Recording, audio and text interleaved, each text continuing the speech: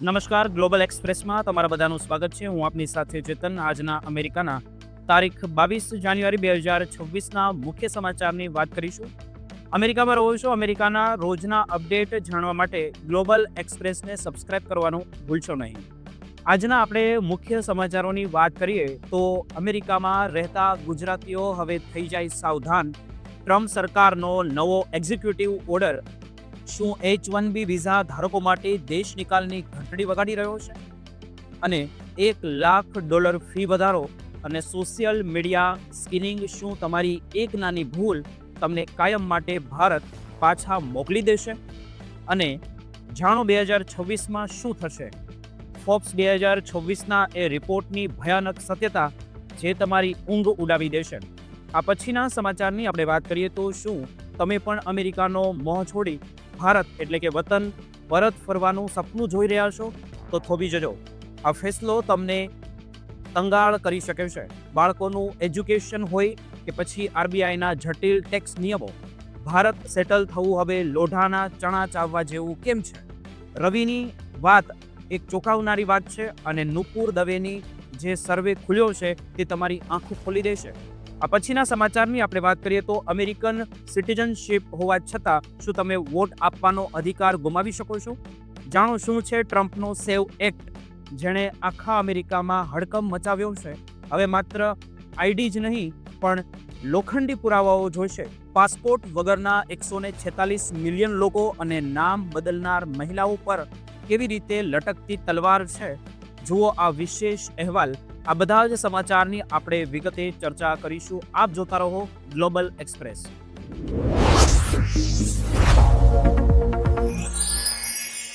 અમેરિકામાં રહેતા ભારતીયો અને ખાસ કરીને ગુજરાતીઓ માટે એક એવા સમાચારો સામે આવ્યા છે જે તમારી રાતોની ઊંઘ ઉડાવી શકે છે.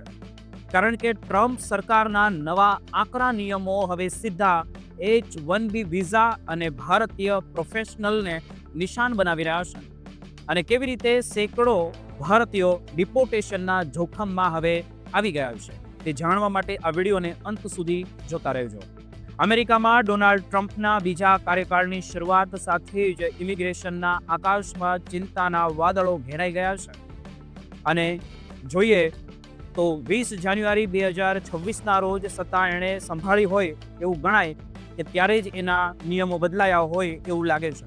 ટ્રમ્પ સરકાર દ્વારા protecting the American people against invasion નામનો એક મોટો એક્ઝિક્યુટિવ ઓર્ડર સાઇન કરવામાં આવ્યો, જેણે વર્ષોથી ચાલી આવતી બાઇડન સમયની રાહતો પર પાણી ફેરવી દીધું છે.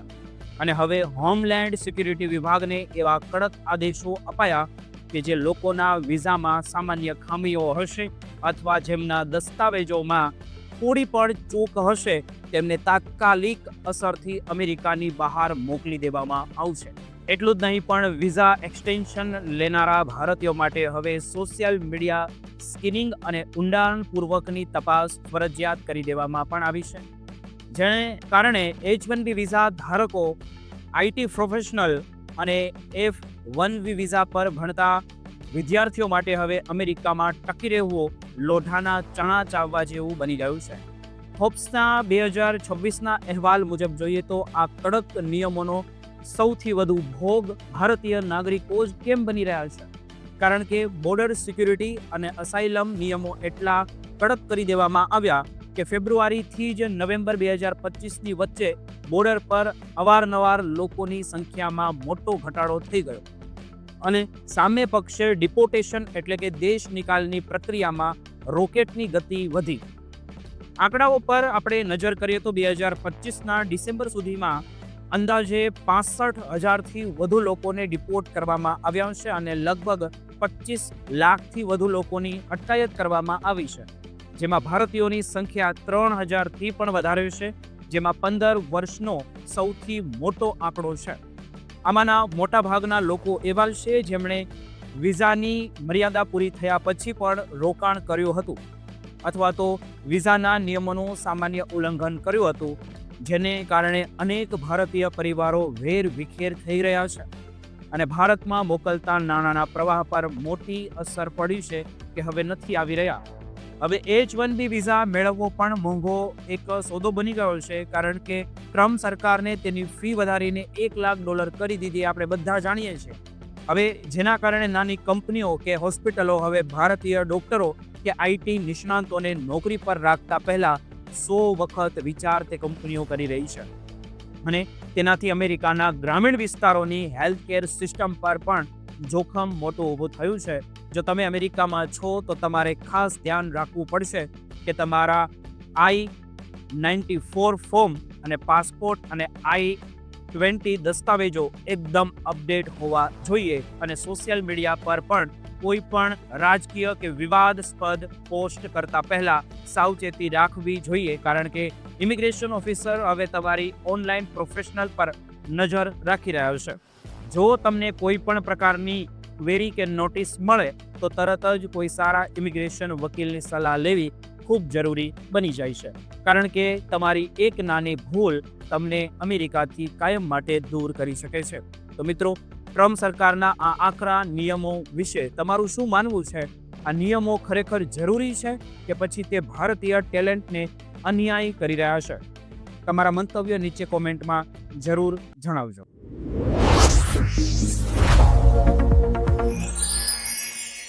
શું તમે પણ એવું માનો છો કે અમેરિકા જેવા દેશને છોડીને ભારત પાછા આવવું એ માત્ર એક ઇમોશનલ ફેસલો છે અને બધું જ પહેલાં જેવું સરળ હશે?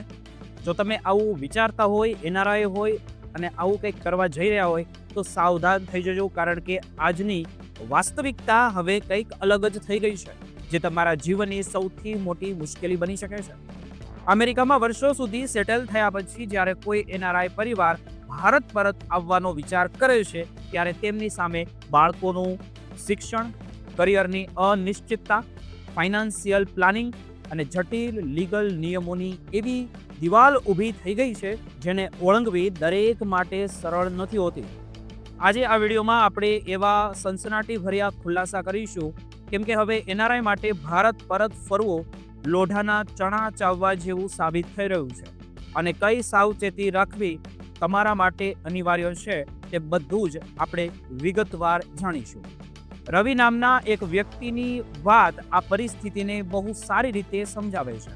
જ્યારે તે અમેરિકામાં ગયો ત્યારે બધું ખૂબ સરળ હતું, કારણ કે ત્યારે તેની પાસે કોઈ મોટી જવાબદારીઓ કે બાળકો નહોતા અને કંપનીએ જ બધું હેન્ડલ કર્યું હતું. પરંતુ આજે જ્યારે તે ભારત પાછા આવવા માંગે છે ત્યારે તેને સમજાય છે કે આ પ્રોસેસ કેટલી સ્ટ્રેસફુલ છે. સૌથી મોટો પડકાર બાળકોના એજ્યુકેશનનો છે, કારણ કે ભારતમાં સ્કૂલ એડમિશનની ડેડલાઇન, સિલેબસ અને સિટી સિલેક્શન જેવી બાબતોનું એડવાન્સ પ્લાનિંગ હવે પછી કરવું પડી રહ્યું છે. આ ઉપરાંત પહેલાંની જેમ કંપની ટ્રાન્સફર હવે એટલા સરળ નથી રહ્યા, કારણ કે તે બિઝનેસની જરૂરિયાતો અને મેનેજરની મરજી પર આધાર રાખી રહ્યા છે, જેના કારણે રવિ જેવા ઘણા લોકો પરત આવવા માટે તડપી રહ્યા છે, પણ રસ્તો જડતો નથી. અમેરિકામાં સેટલ થઈને બનાવેલી વર્ષોની લાઈફસ્ટાઈલ, ત્યાંના ઘર, બેંક એકાઉન્ટ્સ અને ગાડીઓ, આ બધું સમેટીને ભારતના નવા શહેરમાં સેટલ થવું એ માનસિક રીતે પણ ખૂબ જ થકાવી દેનારી પ્રક્રિયા છે. નુપુર દવેના એક સર્વે મુજબ 500થી વધુ NRIમાંથી માત્ર 30% જ લોકો ભારત પાછા આવવામાં રસ બતાવી રહ્યા છે, કારણ કે તેમને કરિયર અને હેલ્થ કેરની ચિંતા સતાવે છે. ફાઇનાન્શિયલ બાબતે પણ મોટું અંતર જોવા મળી રહ્યું છે, કારણ કે લોકો અમેરિકા જેવી હાઈ સેલેરીની અપેક્ષા રાખે છે, જે ભારતમાં લોકલ લેવલે મળવી મુશ્કેલ હોય છે. આ બધી મુશ્કેલીઓથી બચવા માટે તમારે OCI અથવા તો PIO કાર્ડ જેવી લીગલ સ્ટેટસની સમજ હોવી ખૂબ જરૂરી છે, જે તમને ભારતમાં પ્રોપર્ટી ખરીદવામાં અને નોકરી કરવામાં સુરક્ષા પણ આપે છે. ભારત આવતા પહેલા અમેરિકાના NRE અને NRO એકાઉન્ટ્સ યોગ્ય રીતે બંધ કરવા અથવા તો ટ્રાન્સફર કરવા જોઈએ અને RBIના ટેક્સ નિયમોનું ચુસ્તપણે પાલન કરવું જોઈએ. વિદેશી રોકાણો અને રિટાયરમેન્ટ પ્લાન્સ વિશે કોઈ પ્રોફેશનલ સલાહ તેમની લેવી જોઈએ અનિવાર્ય છે, જેથી ભવિષ્યમાં કોઈ કાનૂની આફત ન આવે. બાળકો માટે પ્રાઇવેટ કે ઇન્ટરનેશનલ સ્કૂલમાં સીટ લિમિટેડ હોવાથી તેનું સંશોધન પણ પહેલેથી જ કરી લેવું જોઈએ. એ તમારી માટે હિતાવહ છે. તમારી ફેમિલી અને સપોર્ટ સિસ્ટમ જે શહેરમાં હોય ત્યાં જ રહેવાનું પસંદ કરવું જોઈએ, જેથી તમને હંમેશા સફળતા મળતી રહે. અંતમાં એટલું જ કહીશ કે ભારત પરત ફરવું એ માત્ર એક ભાવનાત્મક નિર્ણય નથી, પણ એક વ્યવસ્થિત પ્લાનિંગ અને કાયદાકીય જાગૃતિનો વિષય છે. જો યોગ્ય આયોજન નહીં હોય તો તમે મુશ્કેલીમાં મુકાઈ શકો છો.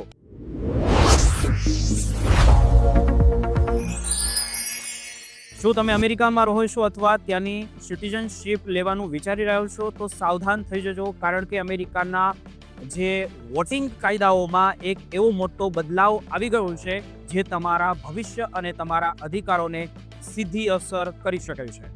એક એવો કાયદો જેનું નામ સેવ એક્ટ, જેણે આ આખા અમેરિકામાં હોબાળો મચાવી દીધો છે. જો આ કાયદો પસાર થઈ ગયો તો વોટ આપવા માટે માત્ર આઈડી કાર્ડ પૂરતું નહીં હોય, તમારે તમારી નાગરિકતા સાબિત કરવા માટે લોખંડી પુરાવાઓ સાથે રાખવા પડશે અને તેમને આપવા પડશે. તો આજના આ વિડીયોમાં આપણે જાણીશું કે આ સેવ એક્ટ શું છે, તે કેવી રીતે ભારતીયો માટે મુશ્કેલ બની રહ્યો છે અને તે મુશ્કેલીઓ પણ ઊભી કરી રહ્યો છે, અને શા માટે ડોનાલ્ડ ટ્રમ્પ આ કાયદાને જલ્દી લાગુ કરવા માટે આગ્રહ પણ કરી રહ્યા છે. મિત્રો, જોઈએ આ વિડીયોમાં વિગતવાર. અમેરિકામાં અત્યારે વોટર એલિજિબિલિટી એટલે કે મતદારની પાત્રતાને લઈને ચર્ચાઓ ખૂબ ગરમાઈ રહી છે, અને આ ચર્ચાના કેન્દ્રમાં છે સેવ એક્ટ, જેનું પૂરું નામ છે safeguard American water eligibility act. આ કાયદો લાવવા પાછળનો મુખ્ય હેતુ એ છે કે માત્ર ને માત્ર અમેરિકન નાગરિકો જ વોટ આપી શકે તે સુનિશ્ચિત કરવું. તાજેતરમાં જ ડોનાલ્ડ ટ્રમ્પે નેવાડા સ્ટેટમાં વોટિંગ દરમિયાન છેતરપિંડી થઈ હોવાના ગંભીર આરોપો લગાવ્યા છે.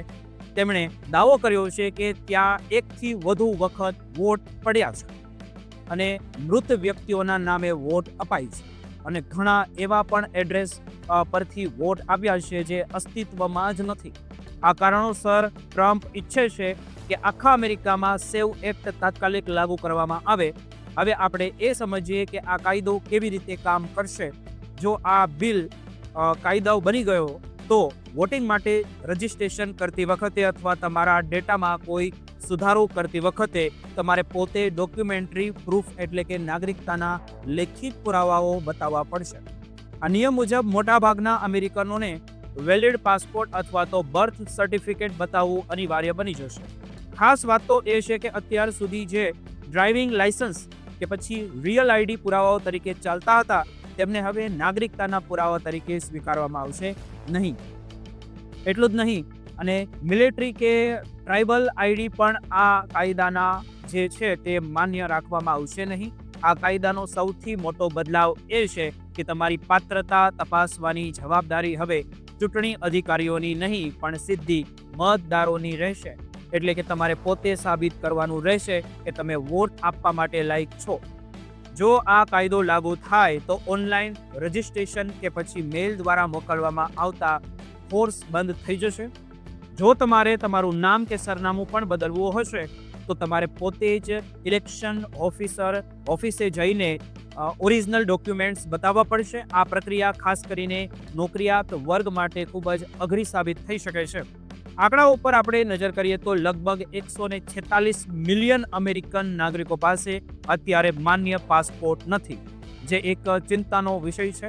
ખાસ કરીને મહિલાઓ માટે પણ આ મોટી મુશ્કેલીઓ બની છે, કારણ કે લગ્ન પછી ઘણી સ્ત્રીઓ પોતાની અટક બદલતી હોય છે, જેમના કારણે તેમના બર્થ સર્ટિફિકેટ અને હાલના આઈડીમાં નામ અલગ અલગ જોવા મળે છે. આ કાયદામાં નામના ફેરફારો કે મેરેજ સર્ટિફિકેટ કે કેવી રીતે જોવામાં આવશે તે હજુ સ્પષ્ટ નથી થયું, જે મોટા કાયદાકીય મૂંઝવણ ઊભી કરી શકે છે. જે લોકોની આવક ઓછી છે અથવા તો જેમણે માત્ર હાઈસ્કૂલ સુધી અભ્યાસ કર્યો છે, તેમની પાસે પાસપોર્ટ હોવાની શક્યતા ઓછી હોય છે, તેથી તેમને પણ મુશ્કેલીઓ પડી રહી છે. હવે આપણા ભારતીયો માટે આનું શું અર્થ છે તે સમજીએ. જો તમે H1B, L1 કે પછી F1 વિઝા પર છો તો તમને વોટ આપવાનો કોઈ અધિકાર નથી, અને જો તમે ભૂલથી પણ વોટ આપો છો તો ગેરકાયદેસર છે. સેવ એક્ટ આ નિયમોને વધુ કડક બનાવવા જઈ રહ્યા છે. જો તમે અમેરિકન નાગરિક છો અથવા તમારી નેચરલાઇઝેશન પ્રક્રિયા ચાલુ છે તો તમારે તમારા પાસપોર્ટ, બર્થ સર્ટિફિકેટ અને નામ બદલવાના દસ્તાવેજો એકદમ વ્યવસ્થિત રાખવા પડશે. કોઈ પણ નાની ભૂલ તમારા વોટ આપવાના અધિકારને છીનવી શકે છે. ડોનાલ્ડ ટ્રમ્પ ઈચ્છે છે કે 2026ની મિડ ટર્મ ચૂંટણી પહેલા national voter ID low pass કરવામાં આવે. અત્યારે આ બિલ હાઉસમાં પાસ થઈ ગયું છે, પરંતુ સેનેટમાં અટકેલું છે. રિપબ્લિકેશન પાર્ટીનું કહેવું છે કે આનાથી ચૂંટણી સુરક્ષિત બનશે, જ્યારે ડેમોક્રેટ્સ આને વોટરને રોકવાનો એક રસ્તો માની રહ્યા છે. ટૂંકમાં કહીએ તો અમેરિકામાં વોટિંગ હવે માત્ર એક અધિકાર નથી રહ્યો, પણ એક કાયદાકીય પ્રક્રિયા બની રહ્યો છે. જો તમે અમેરિકામાં રહો છો તો જાગૃત રહેવું, નિયમો સમજવા અને તમારા દસ્તાવેજો સાચા રાખવા એ જ તમારી સૌથી મોટી સુરક્ષા છે. જો તમને આ માહિતી ઉપયોગી લાગી હોય તો વિડીયોને લાઈક કરો, શેર કરજો અને રોજના અપડેટ જાણવા માટે ચેનલને સબસ્ક્રાઇબ કરવાનું ભૂલતા નહીં. આપ જોતા રહેજો ગ્લોબલ એક્સપ્રેસ.